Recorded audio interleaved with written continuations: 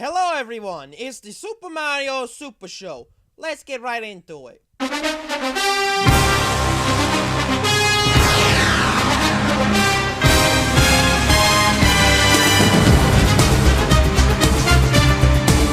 Loud House is said to be one of Cartoon Network's...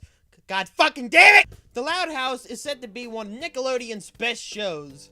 And personally, in my opinion, I don't think so. It follows all the trends of what I find bad in kids shows. Gross out humor, annoying characters, or even bland characters sometimes. Although I do like the art style, but not when it's trying to fucking make you barf your goddamn fucking brains out. And how come when I look up pictures for the show, I feel like I'm going to go to jail? Stop right there, criminal scum! Nobody breaks the law on my watch! I'm a bit happy the FBI hasn't sworn my house yet. But Justin, it's animated, so it doesn't count as pedophilia, so you can't go to jail. Well, I guess with that notion then... Grab your dick and double click for...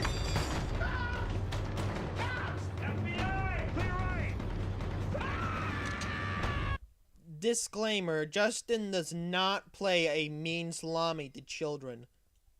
Or horses. Might as well get that one out of the way before that one's asked. But you read the title, so you know what this is really about. It's about bad stories and bad creepypastas. Oh yeah, that's right. Add some noise to the picture, make it black and white, and I'll play that creepy music in the background. Oh, we got this going. Time to get some spooks and shivers, everyone.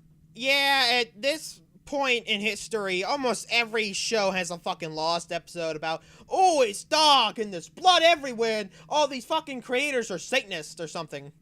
The stories usually have some fucking guy who finds some episode of a TV show he rather likes or, you know, knows is innocent and nothing could go wrong with it. Until something does go wrong with it. Dun dun! And also some characters fucking get killed off. There's like a lot of blood and gore and it looks so realistic and the hyper-realistic guys. You fucking heard it before, probably. Most of them are cliched as hell and are really bad, but once in a while you get a good one that's really interesting. Those are hard to find and are often very rare. Today's story is not one of them. So, let's begin to watch the reading of it. Have you ever heard of this show called The Loud House? Question, how am I supposed to take any of this seriously when I'm supposed to be looking at that throughout the whole entire fucking video? Oh, but they do change it. This changes nothing. It still looks fucking stupid. It doesn't go with the video. It's a series where a middle child, Lincoln Loud, has to survive in a family of 10 sisters. Yeah, that show. Well, what if I told you that I found an unreleased, forbidden episode? Well, it happened to me a few days before writing this. It's a bit of a long story. I was surfing the web and came across this website of salvaged media known as Digital Fossils. It was a website that carried strange, lost pieces of media that were either phone calls, security footage, images, deleted scenes of movies, etc. I had an interest for strange, lost pieces of media, so I was curious enough to check out this website. The links were ordered as fossil, and then followed by an uppercase word or short phrase with a few numbers. These words or phrases were sometimes nonsensical and related to the website entry, and sometimes they made sense. For example, fossil dog 807, fossil help 9482, and fossil don't look 370. This part isn't so bad with the file names, kind of adding a bit of realism. It's like when someone's doing computer science in a movie, they're hacking and shit, and they're saying this jargon. They're not showing the screen, but they're talking about this jargon. And although you don't know what the fuck they're talking about, you know, it sounds real enough to you. Anyone in the professions would call you bullshit, but here, if you're not in the profession, which most likely you are, it sounds okay enough. Some of the entries on this website were slightly disturbing. For example, a recording of a cat playing with a dead bird or a news report of a child going missing on an abandoned playground. Yeah, I know I'm starting off with some praise, but if something bad does something right, I have to point it out. A problem with most creepypastas is they don't really explain the place where they get it from. It's mostly like a studio. Oh, I'm a janitor. I went in there, got the episode, went out, here I am. But this has a little bit more detail. It doesn't make it super realistic, but it does make it somewhat better. I don't know how the website recovered these pieces of lost media, but it had almost everything that it could get its hands on. However, I stayed silent about that. I didn't work on the website anyway. However, as I scrolled down after seeing some entries, I found something that caught my eye. Fossil, Loud 11. It was rather interesting. It had a word that reminded me of the ones from earlier that were randomized, but it had 11 after it. It reminded me of Lincoln Loud, the same 11-year-old boy from the show I just talked about earlier. Okay, that's kind of a weird conclusion to come to. I would think like, oh, there's like 10 other files that are loud and shit. But okay, bit of a weird conclusion. Something like that personally wouldn't catch my eye because I wouldn't connect it to the show. Yet again, I barely watch the show, so maybe if someone watched the show more, they would kind of have a connection to it. I don't know. It kind of seems like a weird conclusion to jump to. I clicked on the link and saw the description of the entry. The description said the following: "This is a lost episode of The Loud House, which is titled as Enough is Enough. It was meant to be the finale of the 3rd season, but scrapped after its production was done. Chris will be planning another season 3 finale. At the moment, however, this replacement is reasonable. This episode was lost for being too disturbing and dark for the series." Now, the big problem with the whole, oh, the creators made a dark episode is, they would never, ever think of doing that, you know, with all the death and the blood, because these are fucking professionals. It'd be weird if they were to fucking snap and go like, okay, this is a nice script. Animators come together for, animate this fucked up shit. And then they go like, oh, okay. It seems kind of weird that everyone would, you know, see the crazy guy's idea and goes like, yeah, I feel good about this. Let's get this to work. I don't know. I think it would stop at a script. I just personally find that stupid. If you are a fan of The Loud House, we must tell you that this is no joke. Viewer discretion is advised. I was curious. I wondered why would this be for a show like The Loud House to have such an episode like this, so after I downloaded it, I started the episode. When the episode started, the usual intro played. Nothing was wrong so far. However, at the end, nobody went to the couch to watch the TV. It didn't act like they were there as well, so Lily's poo-poo wasn't present. I mean, did you really have to add that detail into the story, poo-poo? Dude, you're fucking over 20 years old. Say shit! Or better yet, just not mention it at all. I doubt if someone found a creepy episode, they mentioned the fact that there's a lack of shit on the couch. Because overall, it brings down the seriousness and the creepiness factor. Yet again, the great horror writer Stephen King would say, "I'm not Stephen King, get the fuck away from me." Another thing that was wrong was that the ending logo was tainted with the color of pastel red instead of orange. Whoa, shit's getting creepy. Red is the color of blood, and blood's a good scare. My Aunt Agatha once had a fucking nosebleed, and in response, I went like, ah! And for that reason is why Aunt Agatha doesn't fucking come over anymore. Because she's too spooks for me. The website was not joking around. There was definitely something wrong with this episode. The title card had a black background with fog flowing across the left of it, with centered text saying "Enough is enough." The bottom bubbled showed who made the episode as well, which was the same as the first 2 seasons.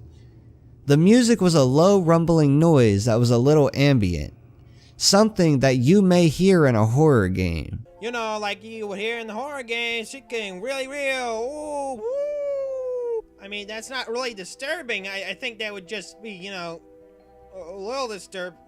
Like something they would do during a Halloween special. It's not that fucking scary. But maybe it's not supposed to be that scary. Maybe it's just supposed to set up the tone of the whole story.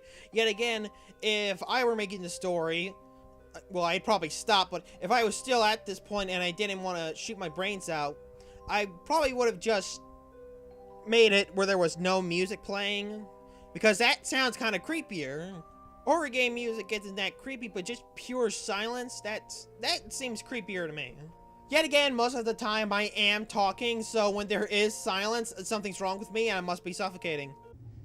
The episode began with the outside view of the house, as it sometimes did.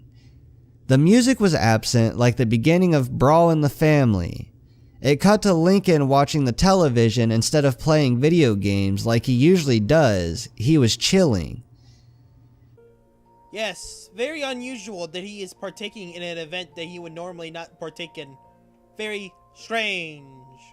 Why would a boy that would normally play video games watch TV? You know, shit like this makes me think the actual episode was true, and he's just stupid, and he's just pointing out stuff that only a stupid person would point out.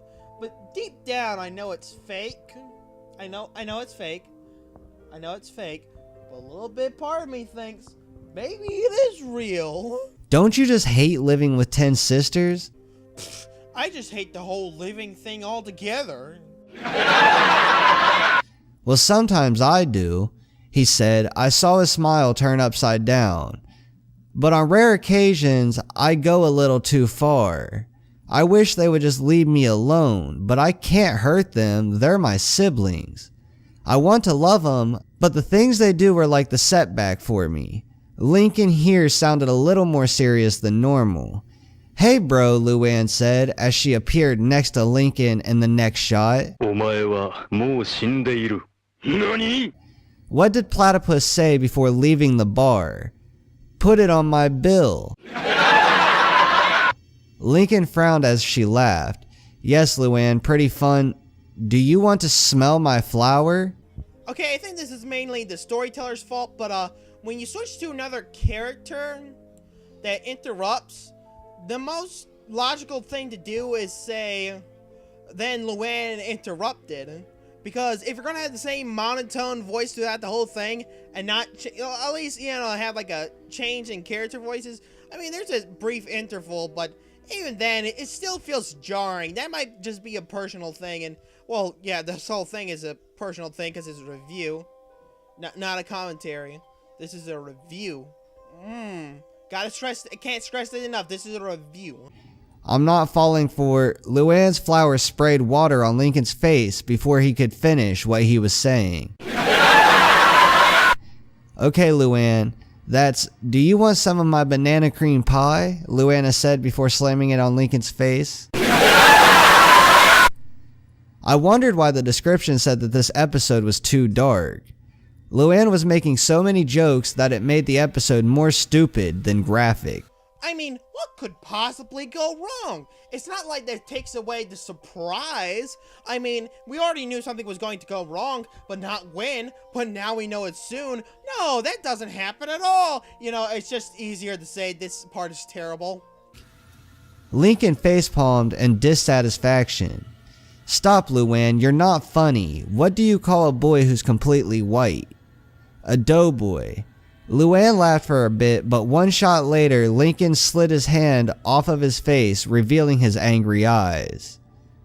Enough is enough, Lincoln said furiously as he grabbed Luann by her shoulders. Wow, nice grip, bro. Your shoulder work at the gym. Luann laughed at her little joke. Then something happened. It took me back to the shot of Lincoln. It felt as if I was hit by a train. I like trains. Just after Luann laughed at her little joke, Lincoln slammed her head against the wall, bruising her and knocking her out. A low ambient tune played in the background. Whoa, this is where shit got real. Because it's not like characters get knocked out all the fucking time like fucking Looney Tunes and shit. Lincoln gasped and stared at the crack in Luann's head, and then at her purple bruised unconscious body. He looked at his hands in fear. What have I done? I've never done something like this before. He looked back at Luann, but this made me feel so alive. For some reason, I've never felt this good in a while. So far this could work for an episode. I mean, technically, the Loud House had a gay couple, so what's wrong with talking about domestic abuse? I don't know, let's think about this seriously. A kids show that took on the topic of domestic abuse, that would actually be interesting. You'd have to do it in a way that's both kid-friendly to the kids, but also, important, kind of gets the message through to them as well. Something where the parents wouldn't bitch, and something where the kids would get the message. That's actually not a bad idea. You're welcome, writers watching the video that are none. I know just what to do. It cut to black for 3 seconds, transitioning to Lori texting on her phone, possibly to Bobby. Hey Lori, can you drive me to the comic store? Ugh, just do it yourself or get your mom, Lincoln. Lori left the room, which I assumed was to go to the bathroom. And Lincoln looked at her phone, which she left inside, glaring as he planned his next wipeout. One shot later, Lori was seen walking into her room when... Lincoln, let go of my phone, right now. Lori was hit on the head by her phone, as it broke with the shattering of glass. Well, geez, Lincoln, don't you think you took that a little too far? Lincoln walked over to her body and looked down on her. This is for smashing my VR console, teenage brat, Lincoln said with silent anger as it cut to Lori's lifeless body. Now, I know we're supposed to suspend our disbelief for these stories by quite a bit, especially in the episode, but I doubt that smashing someone's phone into their head would kill them. And I know what you're saying, but Justin, it's a creepypasta based on a cartoon. Of course it's not going to make sense, but part of the fear factor is supposed to be that these are realistic deaths. Am I correct or am I wrong? If I'm wrong, go ahead. Tell me I'm wrong. What made the Luann knockout kind of stunning and scary, and yes, I actually liked the Luann knockout, is that it made sense. I mean, the lead up to it was terrible when they said, this is a kid's show. I don't see anything wrong with this. But the knockout was at least interesting enough and realistic enough to give off, maybe kind of a fear factor, if before it wasn't crappy, of course. I don't know, maybe it's just me. This story has a lot of potential so far, but it's making so many errors. Her phone was shattered with bits of glass scattered across her face, being cut across some places. She was bleeding. Across her face, on where she was cut, I was shocked to see the middle child go on such a killing spree like this. A killing spree is actually when someone kills more than 2 people. I know that because I thought it was a bit strange, and I looked it up. I'm a fucking nerd. Why was this made? I thought to myself. It cut to black yet again, to change a different scene taking place in the backyard. Hey Lincoln, wanna wrestle? Sure, why not, Lynn? I'll bet I win this time. I knew this was going to be no wrestling match, but I kept on watching to see where it would go. As Lincoln was wrestling with Lynn, he got behind her and shortly after cut to a close-up of Lynn's eyes. Come at me, bruh. Lynn's anticipation was cut short when she not only widened her eyes, but gagged. I knew something went wrong. The dark tune grew louder. It cut away from the close-up to show Lincoln choking her 13-year-old sister from behind. Not only that, but the animation quality changed to a style very similar to that of King of the Hill. Is that supposed to be scary? I mean, that's not very scary. Now all I can think is... Hold up! I don't want to get sued by...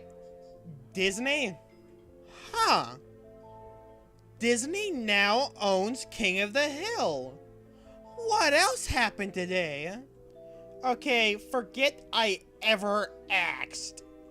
If this man has deleted any mention of his name from history, just remember, he's a jit pie, and he's a fucking asshole. He just repealed net neutrality today, so, if this video wasn't dated enough by all the memes I previously used, now it's really fucking dated. God, I feel fucking stupid. It's too late now. I spent over 6 hours on this project, and goddamn it, I'm gonna finish it. It looked so shocking that it didn't look as cartoony as before. I watched as Lynn gripped her brother's hands to break free. It was useless for her to escape. It cut to Lynn's point of view as she was turned around, face to face with Lincoln. This is when I felt like I was going to faint. Lincoln's face looked menacing, cold, and possessed at this point. His eyes were bloodshot, his pupils were larger, and his skin was a tad bit darker. The animation at this point went back to normal style, but his face was still highly detailed, and Lincoln's pupils was the reflection of his choking sister, Lynn. I watched in shock as her vision went blurry and her eyelids opened and closed. By the time she had her eyes shut, she was done. It was over for her. The gloomy music stopped. The next shot went to Lincoln sitting in the dark with Lynn's body next to him. A different low tune played. Lincoln looked at his sibling's body with a pleasured look on his face. Man, the face for Lincoln Loud is even more accurate than I thought. After 30 seconds, he spoke. "Sleep tight, Lynn, you're free." I got chills as he said those words. Lincoln had snapped, and he was no longer the man with a plan. He was now a corrupt soul. But he was never man, he was boy.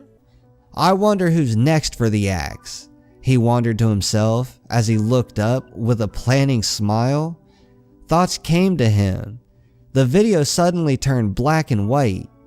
Lincoln pulled Lenny closer to him with a pair of scissors in his hand and glared at Lola with a bat in his hand.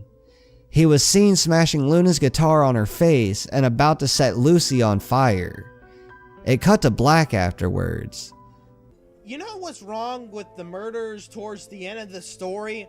Most of them are, how can I put this? They're gory and brutal, but they're not scary. There's something I would imagine that would come out of a God of War that took place in real life. Not really surprising, just kind of gory and brutal. Not scary. I thought this was supposed to be creepy. Isn't that why it's called a creepy pasta? More like bore the fuck out of me and make me want to die pasta. LOL! A line of white uppercase text spelling 1 week later faded in after 5 seconds. It was clear that 1 week had passed. It was nighttime again when the text and black screen faded out. Lincoln was staring at the bodies of his now dead sisters, which were under his bed. To name a few of their fates, Lily choked on what I assume is a small toy, and Lola was cut in the face multiple times. I'm not going to get into the rest of the sisters though, my job is done. You know the story's boring and dull when the writer just doesn't want to give a shit anymore? Because you can obviously tell he just kind of gave up at this part. He just wants to, get it done where it doesn't look like it's too shitty, but, not try too much where it looks like you're actually, trying to make a piece of work. Or maybe he did care and he has a funny way of showing it. All I need is one more. But who is it? He said, looking around. Yes, it must be me. There is something that I must do. Lincoln said as he looked down. As it cut to black for 10 seconds, Lincoln was now seen hanging from the ceiling. Lincoln, you and me, we aren't so different after all. I do too want to fucking kill myself. His back turned against the camera. I felt bewildered. All of the Loud siblings are dead. All because of Lincoln had snapped, and it all built up to this moment. Lincoln had to kill himself in order to join his sister. Well, not all of his sisters. Just after a silent 12 seconds, Luann slowly got out of Lincoln's bed and panted heavily. It was a relief that she didn't die, but her wounds were still fatal. She was a bit pale and a bit more blood had dripped down her face, but not entirely. She looked at Lincoln and back at her sisters, which were now lifeless corpses. "This is no joke," Luann said softly as she witnessed her first mass murder. Knowing how stingy Republicans are with their guns and how fucking terrible the school system is, it probably won't be your last. Hip hip! Boo! Hip hip! Boo! Hip hip! Boo! Hip hip!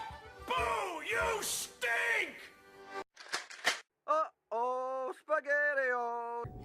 She stood for a moment before limping outside, possibly to tell the parents what happened. Afterwards, the camera panned slowly to Lincoln's hanging body. It faded to black, indicating the end of the episode. The credits had an eerie ambient tune, and the background was the same white fog from the title card, black background and moving left, but it lasted a little longer. As the credits stopped, the screen went black and an echoing high tune rang for about 12 seconds. It sounded a little like this. Okay, but let's be serious for a moment. How does an echoing high tune add to the story in any way? It's not scary. You just said there was a high tune. That doesn't scare me unless I'm a dog, but I ain't no bitch. It gave me the willies. Afterwards, the episode was finally over. Questions still rang through my head. Why was this made? What happened that led Chris Savano, the creator of the show, to make this? This episode had to have something to do with it. I just knew it had to. I tried doing some research of this certain episode, but nothing was found on this specific episode. I went to bed after spending 25 minutes of useless research because no other website had anything of... I still had some nightmares of that episode. Lincoln standing there with his cold, angry, bloodshot want, an overly detailed face. He did nothing, he just watched me as I slept. I always turned on my lights after those nightmares happened. I didn't want him strangling me, slamming me against the wall, whatever he could do to end my life. I didn't go back to Digital Fossils for a week because of that episode. That didn't mean that I was done with it though. I just hoped that I would someday find some info about this episode. Like who suggested the idea for this episode. However, here's the real question.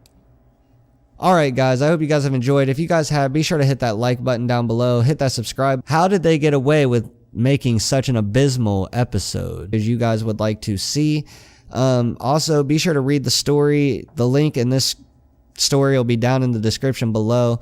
Also, the link to my Twitter, my Instagram, and my Snapchat will also be down there. Be sure to follow me on all of those. Those are the best ways to get a hold of me. This has been Andal. I will see you guys in the next story. Peace out.